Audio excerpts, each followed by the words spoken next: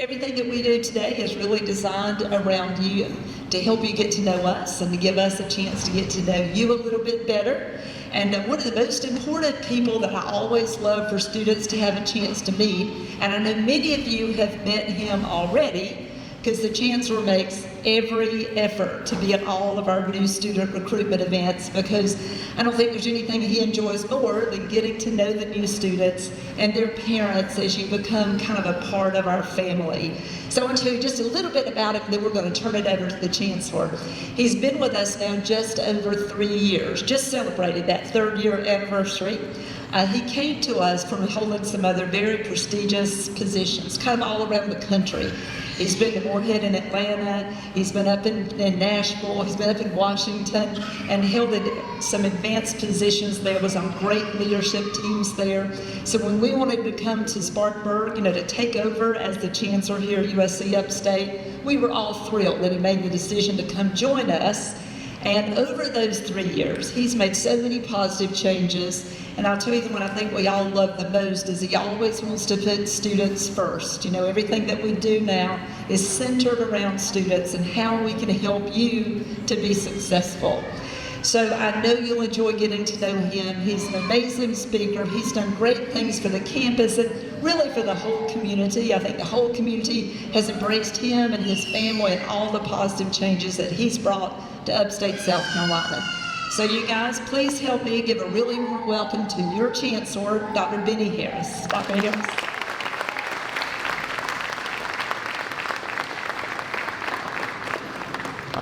Thank you, Donette. Give Donette and her entire team a round of applause. Our job, as we say in our cabinet meeting, that our job every morning is to get up and think about how we can make your lives better. That's what we do every morning. Matter of fact, I sent an email to my provost. She's in provost council retreat. I think I sent it at 3 a.m. I didn't intend for her to respond. Then at 3:15, she responded. So I'm a little concerned that she was up that time, and she was concerned that I was up at that time. But we had a long, exceptional retreat to talk about how we continue to advance the university, to look at our strategic plan, and it was extremely great work. When I look at this audience, this is a very, very impressive group. You all look good. Did anybody tell y'all that this morning? No one's told y'all that this morning? Let me tell you, you guys look good. You look amazingly good. I had the opportunity to talk to Omari. Where's Omari at? Who's interested in computer science? Stand up, Omari. Yeah, he's interested in computer science. Give him a round of applause. So I just embarrassed him. Well, thank you very much. We have some great things going on at USC Upstate. As you see the construction going around, we're expanding our library to be focused exclusively around student success, things that will make you all exceptionally successful here at the university. We also are getting ready to break ground on a new track and field complex. We're Division I sports, and we have about 71 track and field athletes that we want to give them the best experience here. We are doing some modifications to our traffic flow, and we're going to put a great monumental entrance onto campus off Valley Falls, and we're going to do the same thing over on University Drive. We're looking at starting an engineering program. Our first engineering degree will be industrial engineering.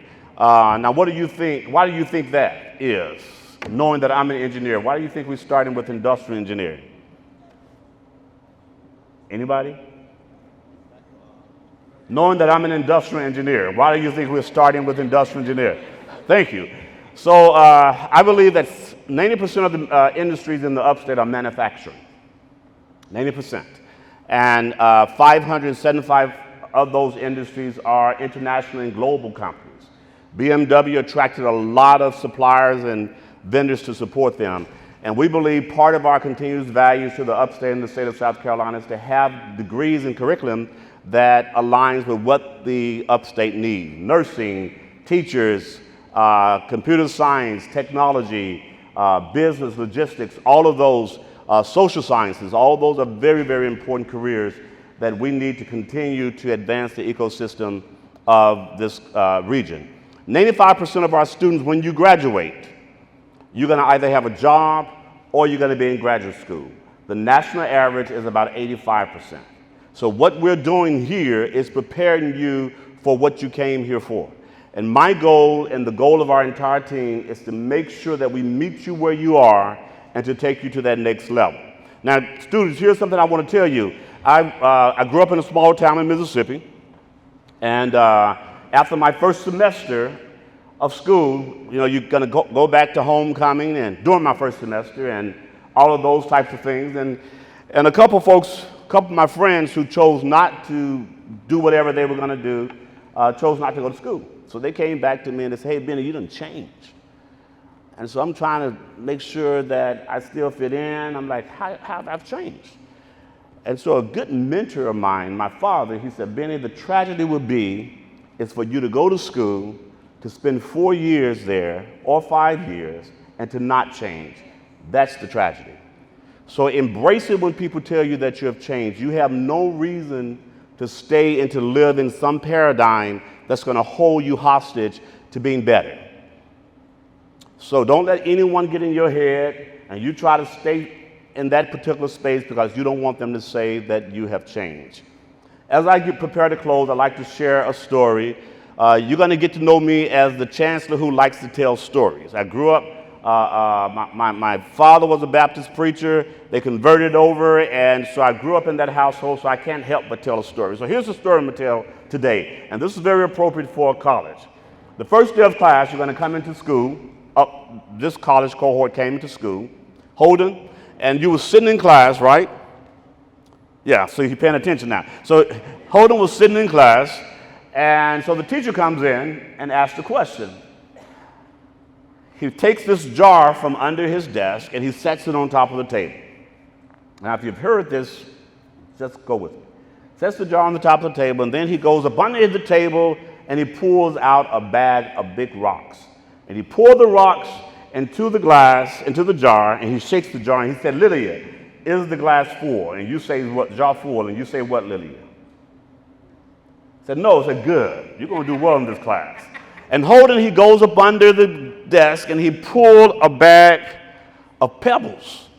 And he takes those pebbles and he pours them in the jar and they fall between the big rocks. He levels them off really good. And he said, Holden, now is the jar full? And you say what? Holden, I had hope. I had hope. I had hope.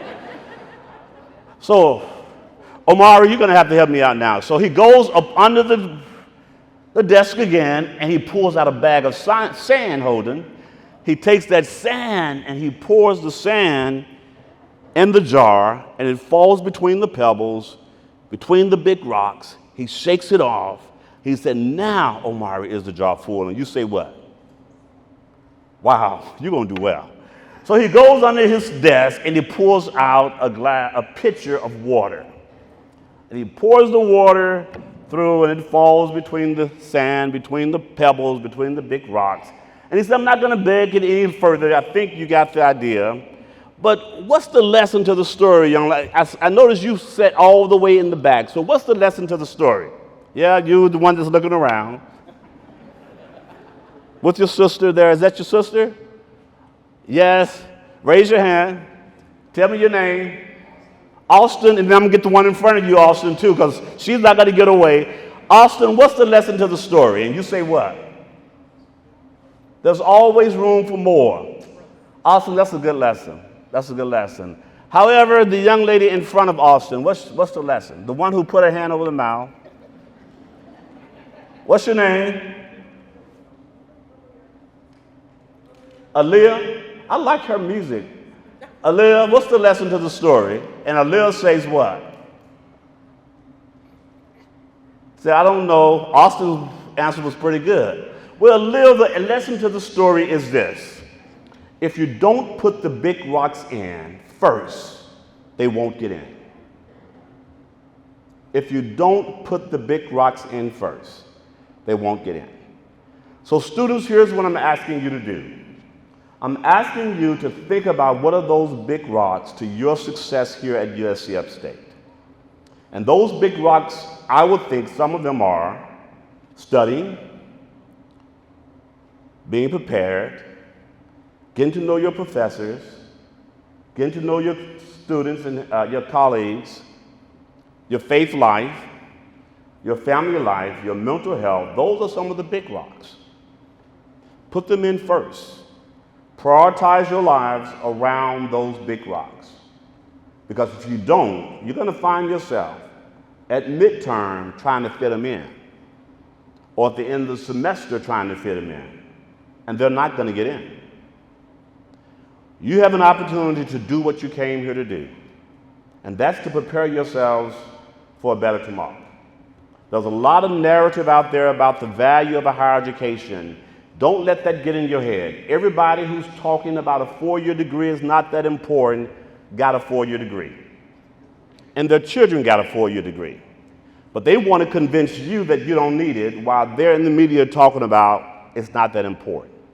Why is a 4-year degree important? I believe one of the reasons it's important is because as we think about the change in society, as we think about generative AI and all of those types of things, you're going to need to be prepared to not just know how to put widgets in, you're going to need to be prepared to think about how those widgets fit, to think about how to pivot, to build those higher learning skills that can make you prepared for whatever you want to do.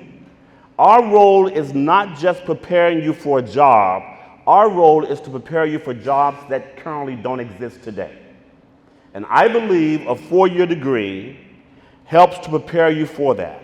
We have the social sciences and the humanities that help you to think creatively and how to engage people. We have the technical skills, and all of that comes together to help you to be extremely competitive. So we're here to meet you where you are and to help you to get there. Don't procrastinate. Don't wait to ask for help, regardless of what that help is. I always put myself out there, and I called Donette and said, Donette, why did I do that? Because I love you guys and I care about you, regardless of the problem is. If it's financial, if it's mental health, if it's feeling isolated and alone, I want you to reach out and get some support. And I'm going to ask you all the time, just like I embarrass you all today, that's what I do. I do that very well. You're going to be walking down campus, and I'm going to see you, and we're going to talk. And I'm going to pull out of you what's going on in your journey, and you're going to talk to me about it, and you may say something that I'm going to say, you need to come by my office.